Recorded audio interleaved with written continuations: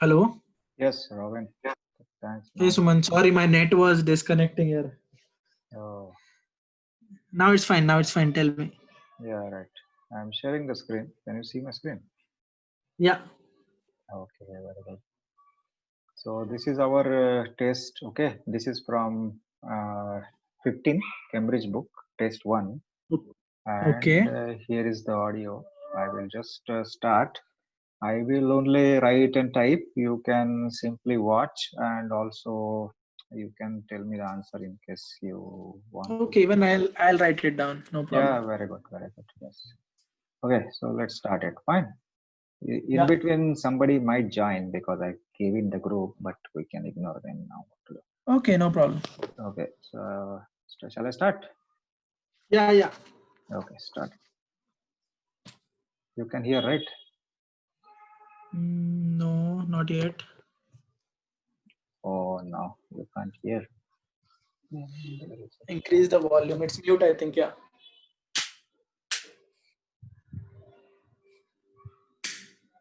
Volume is full. Test 1. Can you hear now? This is the IELTS. Mm-hmm. You were able to hear that audio? No. Oh no. How to make it on? It will not be possible like that, I think. Microphone, speaker, system. Same system. Okay, now We can do reading one actually. Yeah. You will hear a number of different recordings. Now you are able to hear. No. Okay. Increase a little bit more. Yeah, it is full only. Still not able to hear. No. It is one. Do control shift plus this. Sure, Okay. 125. No. Yes. You can do it 200. And you will have to answer questions on what. Now you can hear. I can hear. Oh, okay. Yes. Okay, I just removed my headphone. Now it is working fine. Okay. I will remove this. Okay, let's start. IELTS 15. Published by Cambridge University Press and Cambridge Assessment English 2020. This recording is copyright. Test 1. This is the IELTS listening test.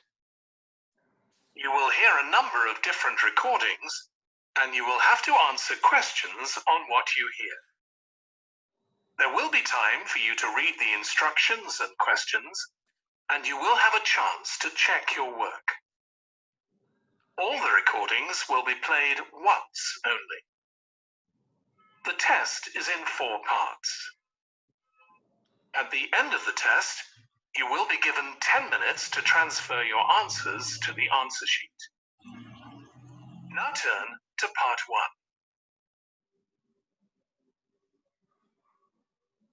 1. Part one. Yes. You will hear a woman phoning a friend to get information about a job agency. First, you have some time to look at questions 1 to 5.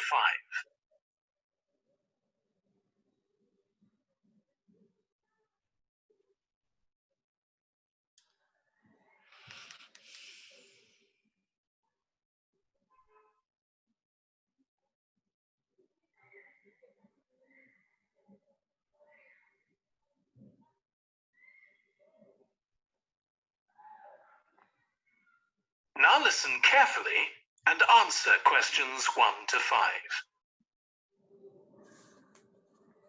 Hello, William. This is Amber. You said to phone if I wanted to get more information about the job agency you mentioned. Is now a good time? Hi, Amber. Yes, fine. So the agency I was talking about is called Bankside. They're based in Docklands. I can tell you the address now, 497 East Side. Okay, thanks. So is there anyone in particular I should speak to there? The agent I always deal with is called Becky Jameson. Let me write that down. Becky. Jameson. Jameson.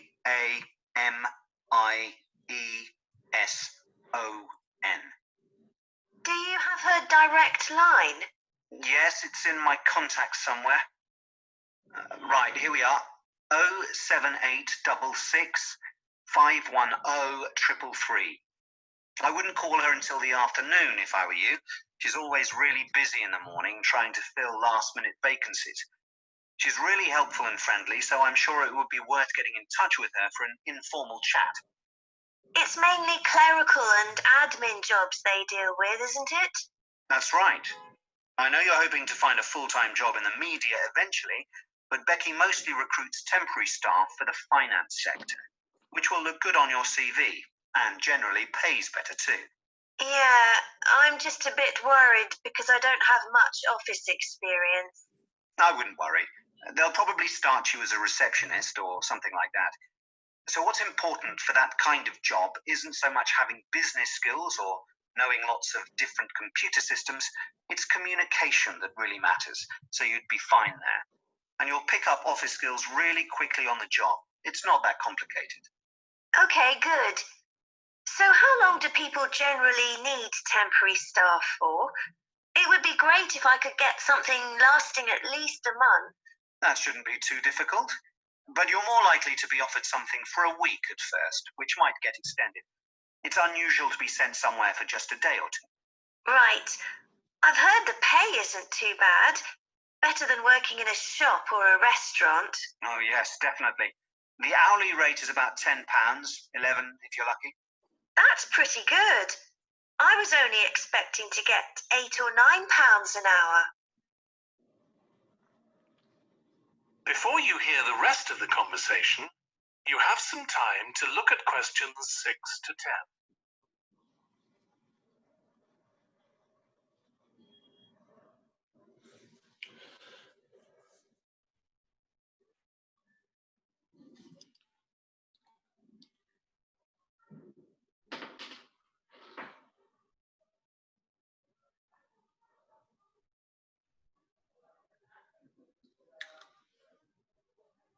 Now listen and answer questions 6 to 10.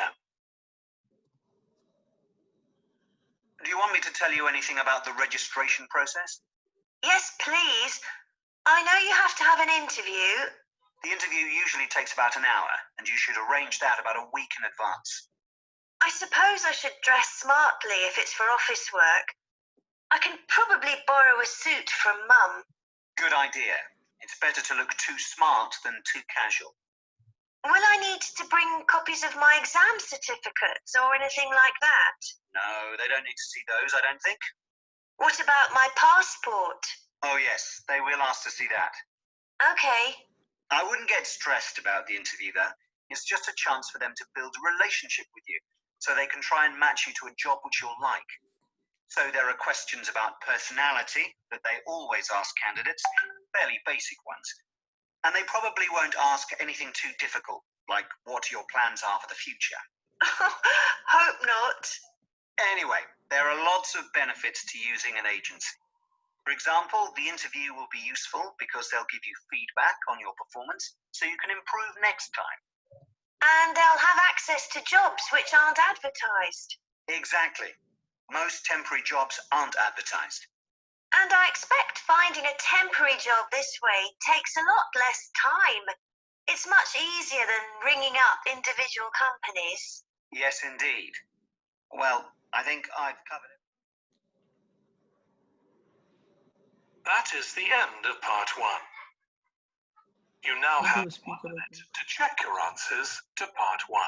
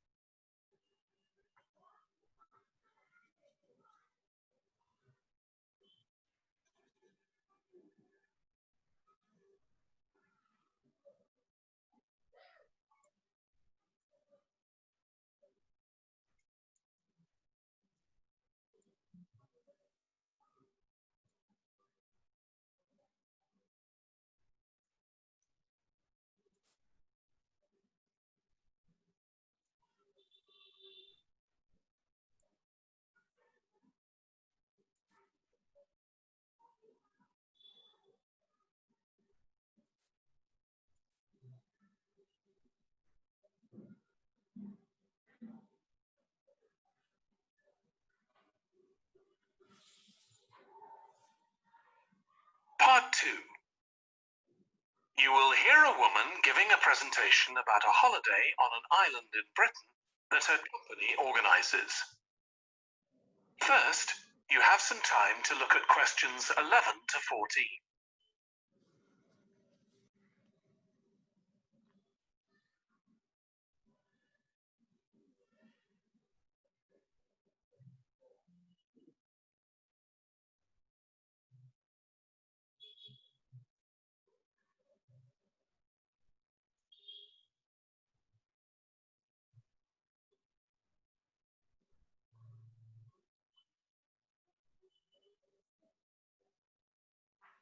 Now listen carefully and answer questions 11 to 14. Good morning. My name's Erica Matthews, and I'm the owner of Matthews Island Holidays, a company set up by my parents. Thank you for coming to this presentation, in which I hope to interest you in what we have to offer. We're a small family-run company, and we believe in the importance of the personal touch. So we don't aim to compete with other companies on the number of customers. What we do is build on our many years' experience, more than almost any other rail holiday company, to ensure we provide perfect holidays in a small number of destinations, which we've got to know extremely well. I'll start with our 6-day Isle of Man holiday.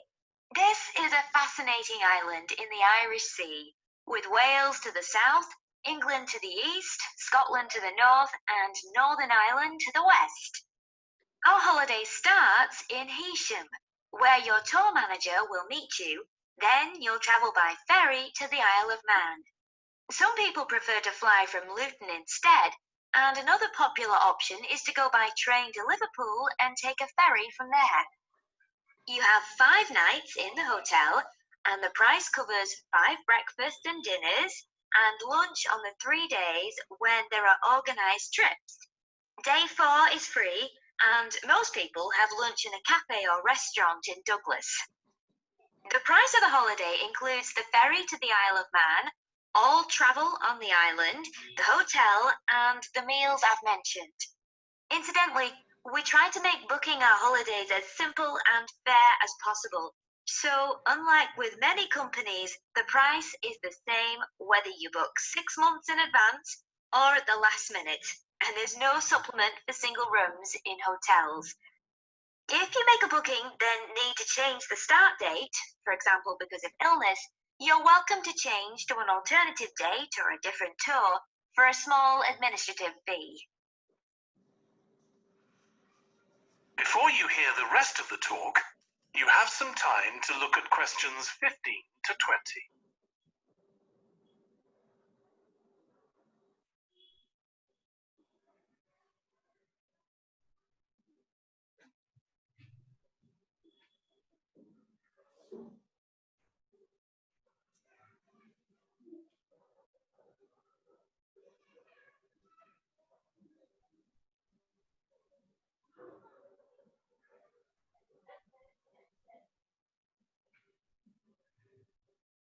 Now listen and answer questions 15 to 20. Okay, so what does the holiday consist of? Well, on day one, you'll arrive in time for a short introduction by your tour manager, followed by dinner in the hotel. The dining room looks out at the river, close to where it flows into the harbour, and there's usually plenty of activity going on. On day two, you'll take the coach to the small town of Peel, on the way calling in at the Tynwald exhibition. The Isle of Man isn't part of the United Kingdom, and it has its own parliament called Tynwald. It's claimed that this is the world's oldest parliament that's still functioning, and that it dates back to 979. However, the earliest surviving reference to it is from 1422, so perhaps it isn't quite as old as it claims. Day three, we have a trip to the mountain Snaefell. This begins with a leisurely ride along the promenade in Douglas in a horse-drawn tram. Then you board an electric train which takes you to the fishing village of Laxey. From there, it's an 8-kilometre ride in the Snaefell Mountain Railway to the top. Lunch will be in the cafe, giving you spectacular views of the island. Day 4 is free for you to explore using the pass which we'll give you. So you won't have to pay for travel on local transport or for entrance to the island's heritage sites. Or you might just want to take it easy in Douglas and perhaps do a little light shopping. The last full day, day 5, is for some people the highlight of the holiday, with a ride on the steam railway from Douglas to Port Erin. After some time to explore, a coach will take you to the headland that overlooks the Cath of Man, a small island just off the coast. From there, you continue to Castletown, which used to be the capital of the Isle of Man and its medieval castle. And on day 6, it's back to the ferry, or the airport if you flew to the island, and time to go home. Now, I'd like to tell you a bit more. That is the end. This one was fast, right? You now have 30 seconds to check your answers to part 2. Outgoing sleepy shift, attention seeking, the eldest child, the middle child, the youngest child, twin, much older sons. A, B, C, D, E, F, G.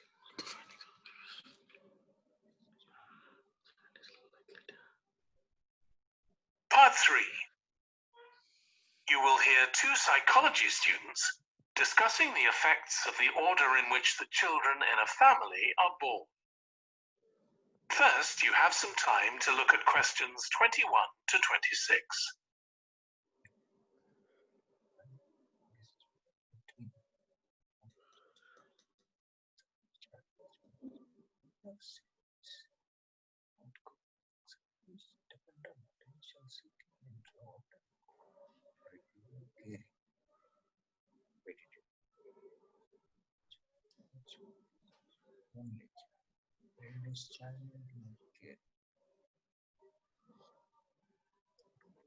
Now listen carefully and answer questions 21 to 26.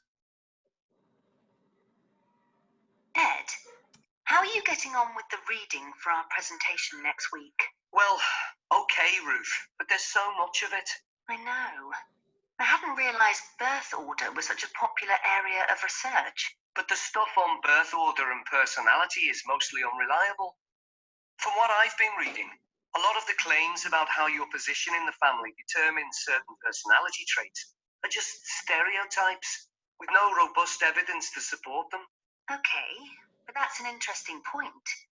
We could start by outlining what previous research has shown. There are studies going back over 100 years. Yeah, so we could just run through some of the typical traits. Like the consensus seems to be that oldest children are generally less well adjusted because they never get over the arrival of a younger sibling. Right, but on a positive note, some studies claim that they were thought to be good at nurturing.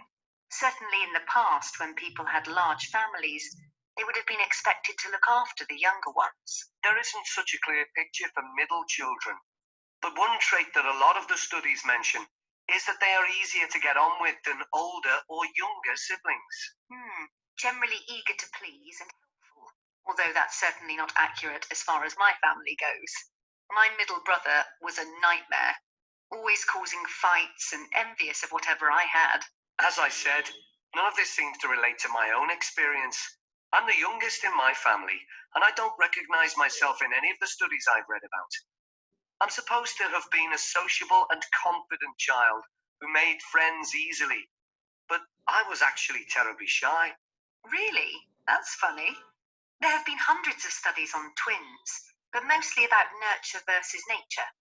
There was one on personality which said that a twin is likely to be quite shy in social situations because they always have their twin around to depend on for support. My cousins were like that when they were small. They were only interested in each other and found it hard to engage with other kids. They're fine now, though. Only children have had a really bad press. A lot of studies have branded them as loners who think the world revolves around them because they've never had to fight for their parents' attention. That does seem a bit harsh. One category I hadn't considered before was children with much older siblings. A couple of studies mentioned that these children grow up more quickly and are expected to do basic things for themselves, like getting dressed. I can see how that might be true. Although I expect they're sometimes the exact opposite, playing the baby role and clamoring for special treatment. Before you hear the rest of the discussion, you have some time to look at questions 27 to 30.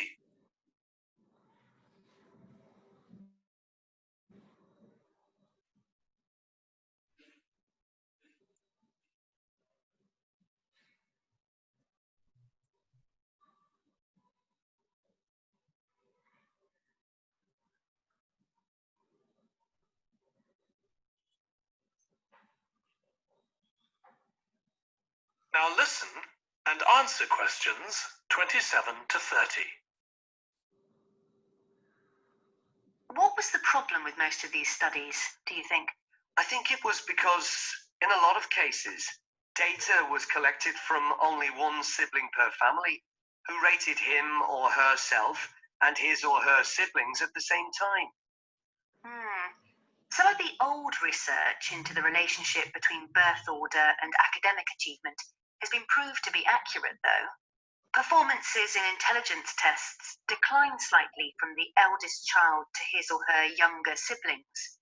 This has been proved in lots of recent studies. Yes, although what many of them didn't take into consideration was family size. The more siblings there are, the likelier the family is to have a low socioeconomic status, which can also account for differences between siblings in academic performance. The oldest boy might be given more opportunities than his younger sisters, for example. Exactly. But the main reason for the marginally higher academic performance of oldest children is quite surprising, I think. It's not only that they benefit intellectually from extra attention at a young age, which is what I would have expected. It's that they benefit from being teachers for their younger siblings by verbalizing processes. Right. And this gives them status and confidence, which again contributes in a small way to better performance. So, would you say sibling rivalry has been a useful thing for you? I think so. My younger brother was incredibly annoying, and we fought a lot. But I think this has made me a stronger person. I know how to defend myself.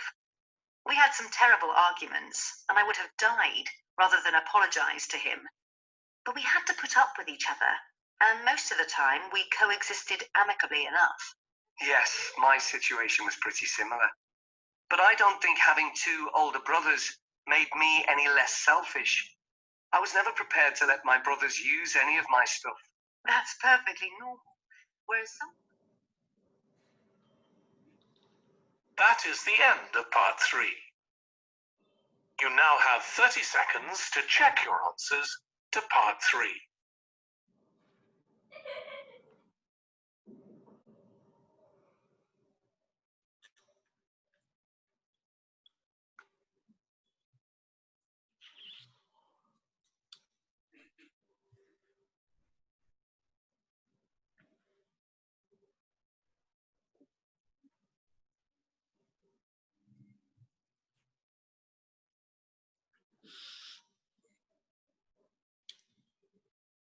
Part 4.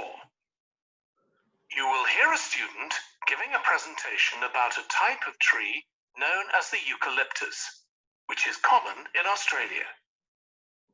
First, you have some time to look at questions 31 to 40.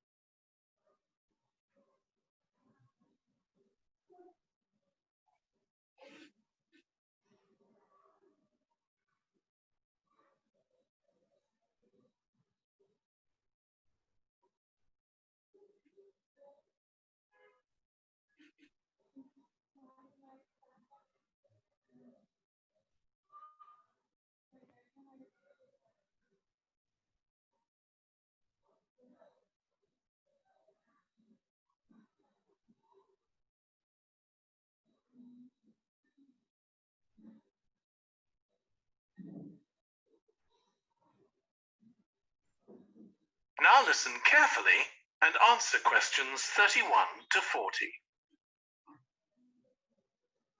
Today, I'm going to talk about the eucalyptus tree. This is a very common tree here in Australia, where it's also sometimes called the gum tree. First, I'm going to talk about why it's important. Then I'm going to describe some problems it faces at present. Right, well, the eucalyptus tree is an important tree for lots of reasons. For example, it gives shelter to creatures like birds and bats, and these and other species also depend on it for food, particularly the nectar from its flowers. So it supports biodiversity. It's useful to us humans too, because we can kill germs with a disinfectant made from oil extracted from eucalyptus leaves.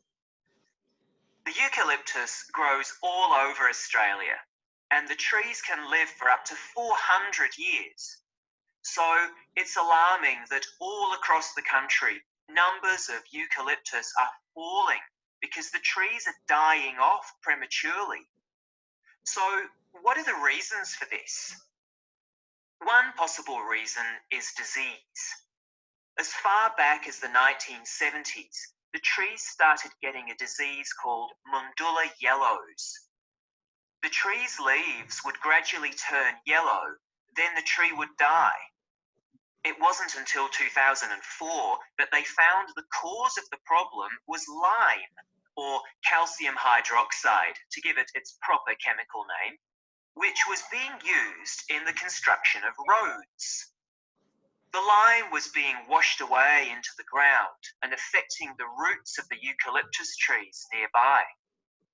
What it was doing was preventing the trees from sucking up the iron they needed for healthy growth. When this was injected back into the affected trees, they immediately recovered. But this problem only affected a relatively small number of trees. By 2000, huge numbers of eucalyptus were dying along Australia's east coast of a disease known as bell miner associated dieback. The bell miner is a bird, and the disease seems to be common where there are high populations of bell miners. Again, it's the leaves of the trees that are affected. What happens is that insects settle on the leaves and eat their way round them, destroying them as they go, and at the same time, they secrete a solution which has sugar in it. The bell miner birds really like this solution, and in order to get as much as possible, they keep away other creatures that might try to get it. So these birds and insects flourish at the expense of other species, and eventually so much damage is done to the leaves that the tree dies.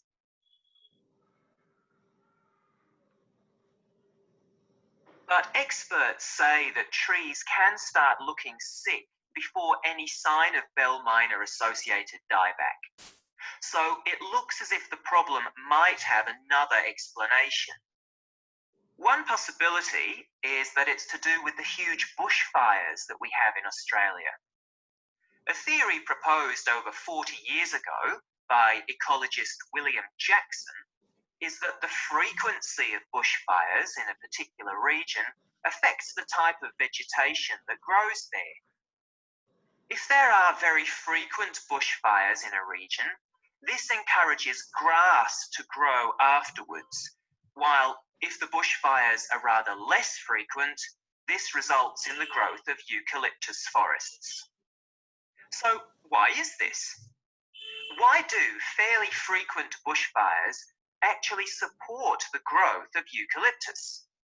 Well, one reason is that the fire stops the growth of other species which would consume water needed by eucalyptus trees.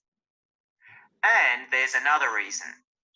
If these other quick-growing species of bushes and plants are allowed to proliferate, they harm the eucalyptus in another way by affecting the composition of the soil and removing nutrients from it. So some bushfires are actually essential for the eucalyptus to survive as long as they are not too frequent. In fact, there's evidence that Australia's Indigenous people practiced regular burning of bushland for thousands of years before the arrival of the Europeans. But since Europeans arrived on the continent, the number of bushfires has been strictly controlled. Now, scientists believe that this reduced frequency of bushfires to low levels has led to what's known as dry rainforest, which seems an odd name as usually we associate tropical rainforest with wet conditions. And what's special about this type of rainforest? Well, unlike tropical rainforest, which is a rich ecosystem, this type of ecosystem is usually a simple one. It has very thick, dense vegetation, but not much variety of species. The vegetation provides lots of shade, so one species that does find it ideal is the bell miner bird, which builds its nests in the undergrowth there. But again, that's not helpful for the eucalyptus tree. Okay, That done. is the end of part 4. So, You now have 1 Next. minute to check your answers to part 4. see the answers. You have everything saved with you. What happened? You have everything properly saved and organized. Oh, what Mine to have just mixed up everything. Whatever comes in the group, it is mixed up now. Okay, test 2, test 1 reading, test 1 listening. Okay, just check the answers. Yeah. Where is our highlighter for red? Okay, whichever is wrong, we will just highlight. Nest is correct, simple, correct. Dry correct. Oh, soil spelling, man. Okay. Test. Minerals I wrote 36. Water. Okay, I got simple wrong. Okay. Grass is correct. Insects is correct. Insects. That Roads. is the end of the listening test. Soil is correct. Shelter, In the oil, IELTS roads. You would Okay, now have 10 two minutes wrong to here. transfer your answers to the answer sheet. 30. Where is 30, man? Grass, B and D. water, soil. Oh no, this is also wrong. Running out of time.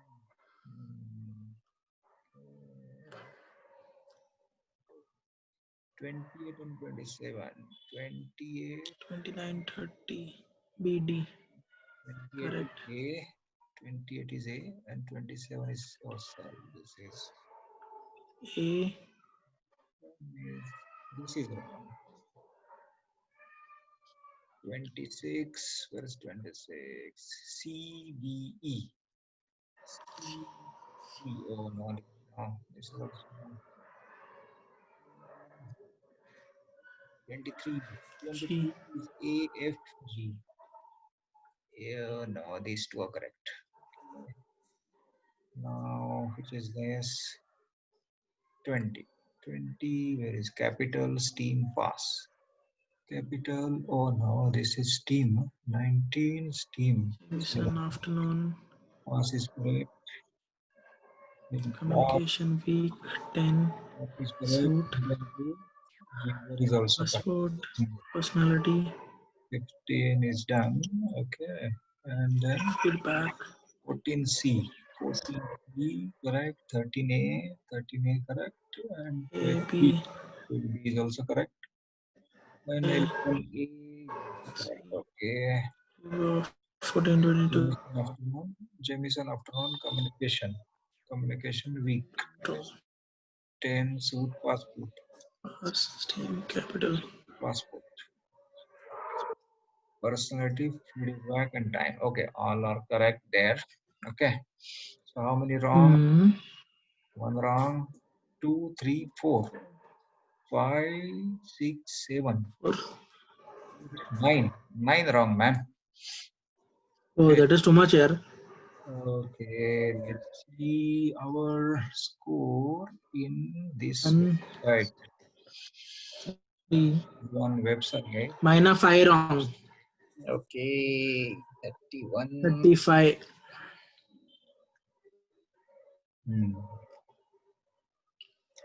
Oh, this website is taking time to load.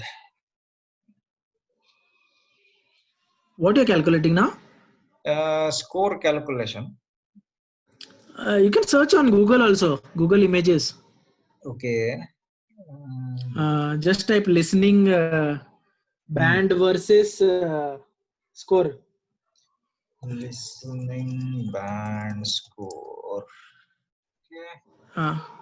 Go to images. So mine is 31 correct. So 7. Oh, I got 7 only. Mine is 35. 35. Wow, you got 8. Oh, lovely. Yeah. I want to ask you one thing. Yes, sure. Ask. Because I saw few things. Go to the 30th question. Okay. 30 here. Yes. Okay. So I noticed you were struggling here a little bit. Okay. Yes. 29 and 30. You were a little confused. Right. And you got that 10 seconds extra. Okay. They say that 10 seconds you have to evaluate. Yes. So why did you go to the next one? Because next one anyways you're getting 1 minute before starting it. Okay. I just want to know. Yeah, means I was just highlighting this again because section 4 is bit tough, no? So I read it and highlighted a lot of things so that it will be easy for understanding while the audio goes on. And like if we are ahead of listening audio, then it is better. Yeah. Here, what I do, Sumant. Yes, tell me. Like for example, in 29:30, even I was confused Oh, is So I use that 10 seconds to analyze a little more, because I know that next section anyways I am getting 1 minute. okay. If I'm 100% sure, I will immediately go. But if Okay. I'm not sure, I will use that 10 seconds. So here you mark which correct? I am marked B and D. B and D. Oh wow. Learning to stand Sheet. for oneself. Okay. So in the listening, she was telling they learn things by themselves and they can. She didn't say take their stand. Okay. They are independent or something. Some other word she told. Okay. And tolerant, the word came when it didn't come at exact word, but Okay. they told like if you can adjust with two siblings, then obviously you can adjust anywhere. Some similar kind of sentence was there. Okay. So they can tolerate things. That is the reason I marked that one. Oh, nice. Good. You are getting good 8 score. Here also. But Here you mark the correctly. so year 21, na 21. My third one became wrong. Okay. Youngest child. Okay. I didn't get only what to write. Yeah, see, this is And also kind of multiple choice, right? This is also kind yes. of multiple choice. So here I make mistakes. That is my problem. And 25, Yeah, this is 25 also I selected D. 25. You selected D. Okay, that is D only. also But wrong. even my answer got wrong. Hmm. So So I had hidden your answers. I was not looking at your answer wherever possible. okay, good. I kept a small book on the screen. Nice. And see, this is also kind of multiple choice. This is also Yes. multiple choice where the answers are quite long. Okay. I find this one very tough. Yeah, correct. 27, 28. Yeah. Yeah, this is also kind of multiple choice only. What I find easy is like this: fill in the blanks is very easy. Yeah. Immediately you can do. Yeah, this also fill in the blanks. Yeah, hardly one wrong. So Yes. this I somehow made correct because answers were not so long.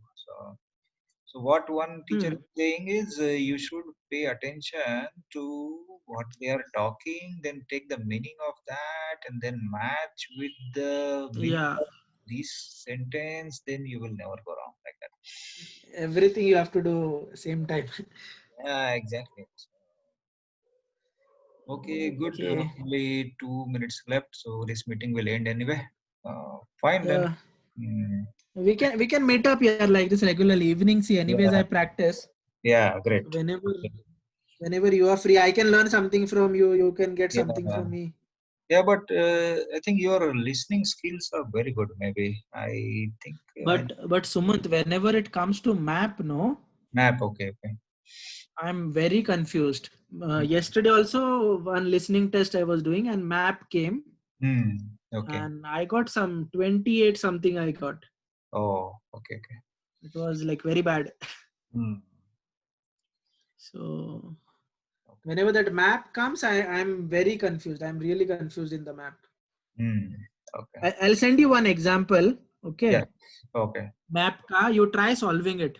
Okay, sure. See how much you get. Okay, fine. Okay, we'll Okay. end meeting now. Okay, thank you. Yeah. Chalo then. Bye bye. Bye bye.